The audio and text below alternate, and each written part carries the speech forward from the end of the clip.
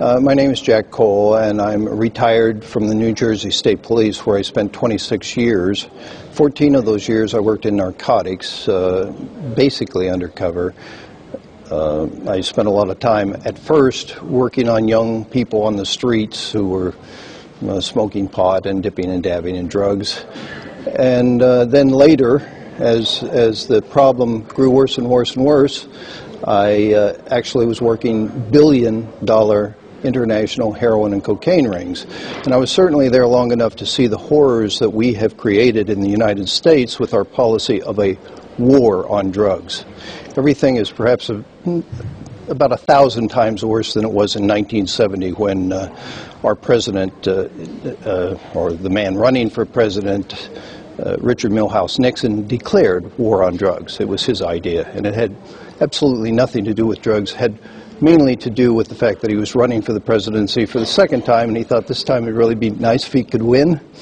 So he knew if he was a strong anti-crime guy, it'd bring him a lot of votes. But boy, if he could be in charge of a war, how those votes would pour in. And it did work, after all. He was elected.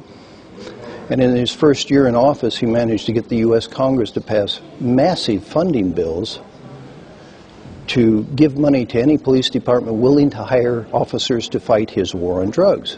Give you an idea how huge these things were. When I joined the New Jersey State Police in 1964, we had 1,700 troopers, and we had a 7-man narcotic unit. Just 7. Always seemed perfectly adequate for the job we needed to do then. And 6 years later, we had exactly those same numbers until October of 1970, when, thanks to these funding bills of Mr. Nixon's, we went from a 7-man narcotic unit to a 76-person bureau overnight in one step, all paid for by the federal government. Now, you know, when you increase the size of a police organization that only has one job, arrest drug offenders, you increase that by 11 times its size, you set up a great deal of expectation in the coming years. The next year, we were expected to arrest 11 times more drug offenders than we did the year before. And this was replicated across the entire United States. So we were off and running. We were literally in a race to justify this money that was spent. And we were arresting almost anybody in sight and charging them as drug dealers. It sounds to me like you are somewhat critical of this policy. Just to be absolutely sure, back in those days, you were a dedicated police officer. You were dedicated to this, fighting this war. Absolutely. I'm still a dedicated person. I'm retired now, but I'm certainly dedicated to the role of policing. It's not the police who are at fault here. It is the politicians who created prohibition of drugs. It appears that you have somehow changed your viewpoint on this problem. Oh, certainly. What happened? What made you change your mind? Well, after 3 years of living undercover in the streets with these people who were drug users, I discovered that they weren't the people that I had been taught they were. We had been taught that they were almost demonic. When I went out there, I thought they might have horns growing out of their heads, you know. These were supposedly the worst people on earth. And after 3 years of living out there with them, I discovered that they're no different than I am. They have the same wants, the same needs. They want respect. They want a decent job. They want food for their family and everything else. The only thing that separates them from me is they want to put something in their body that I don't want to put in my body. And look at the stuff I put in my body. I drink straight bourbon whiskey, you know, one of the worst drugs known to human beings. But that's a legal drug, so I'm okay. But what happened to make you, was there any particular event or any incident that made you realize that maybe... Certainly was. Certainly. What made me realize that this problem was not the problem that the police say it is, but it was the problem of prohibition itself, was actually working on it and seeing that no matter what we did, things got worse. Every year it got worse than it was the year before. And each successive year we threw more money at it, hired more police officers, made harsher laws, mandatory minimum sentences, 3 strikes you're outlaw, put these people in jail for life. Nothing worked. When I was a young trooper in 1970, at the start of the war, we considered an ounce, 28 grams of cocaine or maybe 7 grams of heroin, a large seizure. That was a large drug seizure. What do we get today? We get individual seizures of 10 tons of heroin, 20 tons of cocaine, 1 seizure each. And nothing changes on the street, except drugs keep getting cheaper, more potent, and far easier for our children to access. Now that's a failed policy, any way you look at it.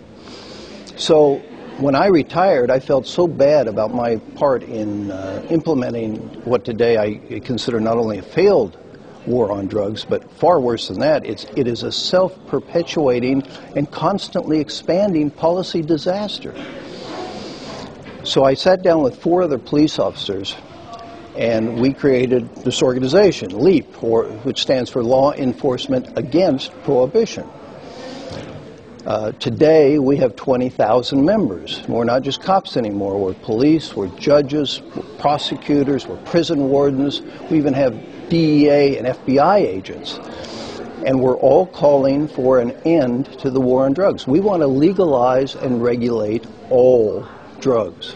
And the reason we want to do it is because we look at this from the viewpoint of law enforcement, and we know, for instance, we did this once. We had alcohol prohibition in the United States.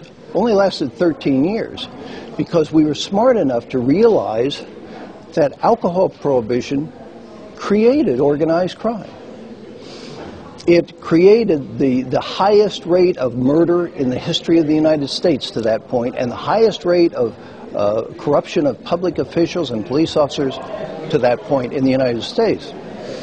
And we know that the day we ended that nasty law in 1933, the next morning, Al Capone and all his smuggling buddies, they were out of business.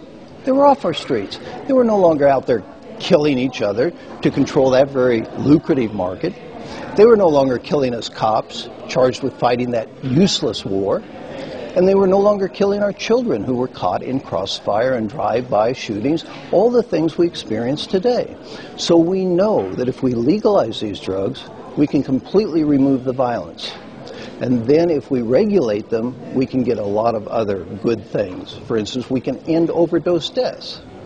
One should think that these realizations would also be accessible to, well, a number of politicians or decision makers. But yet it somehow seems very hard to find any politician to stand on this platform. Not anymore. Not anymore, it's not. You were right, it used to be. But thanks to us, we've been around 7 years now. We've made 5,500 presentations. We're strictly a speakers bureau. We have 80 speakers now. Anybody can join us. But in order to be a speaker or board member, you have to be current or former law enforcement. That's where we get our credibility. And it's because of that credibility, it's because a cop is telling you, we've got to end this thing. People that actually fought the war are telling you it's a disaster. People listen to us. In those 5,500 presentations, and we don't go out speaking to a bunch of people that want to use drugs. We speak to very conservative people usually. We speak to civic and professional organizations, religious and educational organizations, speak to things like Rotaries, Kiwanis clubs, Lions clubs, chambers of commerce. These are very conservative groups, the political organizations. And we find that after we've talked to them, 80% of them agree with us, 80% of them. When we walk in the door, probably not 5%, but after they hear what we have to say, 80% agree with us.